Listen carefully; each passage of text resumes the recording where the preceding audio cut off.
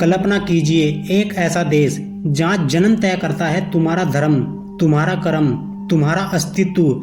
जहां एक बच्चा स्कूल तो जाता है लेकिन कक्षा के बाहर बैठता है।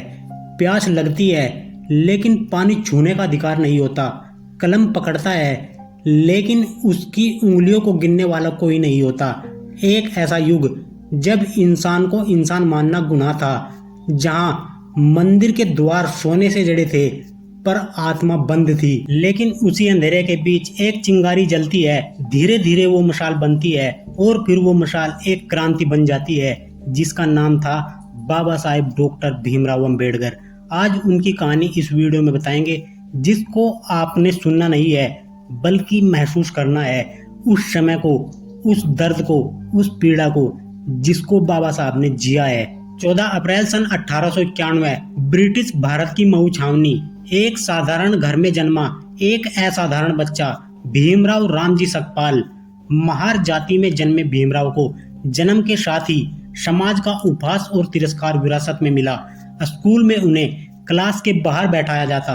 पानी पीने के लिए किसी ऊंची जाति के बच्चे का इंतजार करना पड़ता। लेकिन उस मासूम बच्चे की आंखों में कुछ था, एक विद्रोह, एक सवाल कि क्यों नहीं मैं भी बराबर हूँ। वो कहते हैं ना, अगर सपनों में आग हो तो रास्ता खुद ब खुद बन जाता है। भीमराव ने पढ़ाई नहीं छोड़ी। मैट्रिक पास करने वाले अपनी जाति के पहले छात्र बने। इसके बाद बॉम्बे यूनिवर्सिटी से डिग्री और फिर बड़ौदा राज्य की छात्रवृत्ति से विदेश यात्रा। वर्ष 1913 अमेरिका की धरती, कोलंबिया यूनिवर्सिटी न्यूयॉर्क। वहाँ उन्हें पहली बार इंसान समझा गया। न कोई छुआछूत थी, न कोई भेदभाव था। वहाँ उन्होंने एमए की डिग्री प्राप्त की, फिर पीएचडी की डिग्री प्राप्त की। लेकिन उनका मन वहीं नहीं लगा। वो जानते थे उनकी असली लड़ाई अमेरिका में नहीं है, भारत में है, जहाँ लोग अब भी मानसिक जंजीरों में बंधे हुए हैं। भारत लौटते ही फिर वही सामाजिक जहर, अछूत कहकर अपमानित किया जाना। लेकिन अब बाबा साहब तैयार थे। अब वो अकेले नहीं थे, उनके पास ज्ञान था, तर्क था और क्रांति की आग थी। वर्ष 1924 बहिष्कृत हितकारिणी सभा की स्थापना। वर्ष 1927 महाड़ सत्याग्रह, जहां उन्होंने अछूत लोगों को तालाब से पानी पीने का हक दिलाया। वर्ष 1930 काला राम मंदिर सत्याग्रह, जब उन्होंने भगवान के बंद दरवाजे को चुनौती दी। और फिर वो समय आया जिसने पूरे भारत को हिलाकर रख दिया। वर्ष 1932 पूना समझौता। ब्रिटिश सरकार ने अछूतों को अलग निर्वाचक मंडल देने की बात मानी थी। महात्मा गांधी ने इसी विरोध में आमरण अनशन शुरू कर दिया। देश दो हिस्सों में बंटने वाला था। डॉक्टर अंबेडकर ने समझौता किया। दलितों को आरक्षण मिला पर अलग चुनाव प्रणाली नहीं।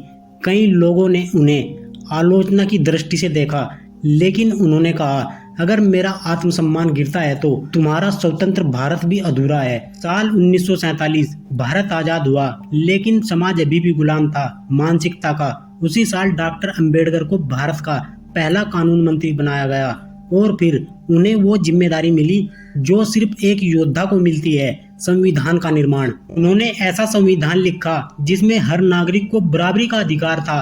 अस्पृश्यता को अपराध बना दिया गया, जातिवाद को लोकतंत्र से बाहर किया गया। लेकिन इस युग पुरुष को अब थकावट होने लगी थी। स्वास्थ्य गिर रहा था, राजनीति में विरोध बढ़ रहा था। वर्ष 1951 हिंदू कोड बिल पास न हो सका।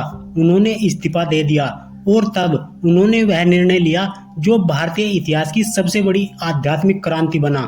14 अक्टूबर वर्ष 1956 नागपुर, बाबा साहब ने 3,61,000 अनुयायियों के साथ बौद्ध धर्म स्वीकार किया। 22 प्रतिज्ञाएं ली जिसमें ब्राह्मणवादी व्यवस्थाओं को सिरे से नकार दिया गया। उनकी आवाज गूंज रही थी, मैं हिंदू धर्म में पैदा हुआ हूँ लेकिन हिंदू के रूप में मरूंगा नहीं।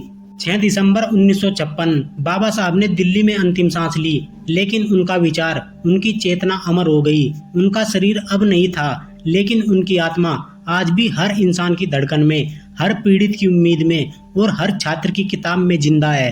कुछ लोग जन्म लेते हैं जीने के लिए और कुछ एक युग को दिशा देने के लिए। बाबा साहब का जीवन सिर्फ एक कहानी नहीं, वो चेतना है जो हमें हर दिन ये याद दिलाती है कि जो सपने बस्तियों में पलते हैं वो एक दिन संविधान भी लिख सकते हैं। आज अगर तुम स्कूल में बराबरी से बैठते हो, अपने हक के लिए आवाज उठा सकते हो, तो याद रखना कहीं न कहीं उसके पीछे एक परछाई है जो अब भी तुम्हारे साथ साथ चलती है, जिसका नाम है बाबा साहब डॉक्टर भीमराव अंबेडकर। जय भीम। शिक्षित बनो, संगठित रहो, संघर्ष करो।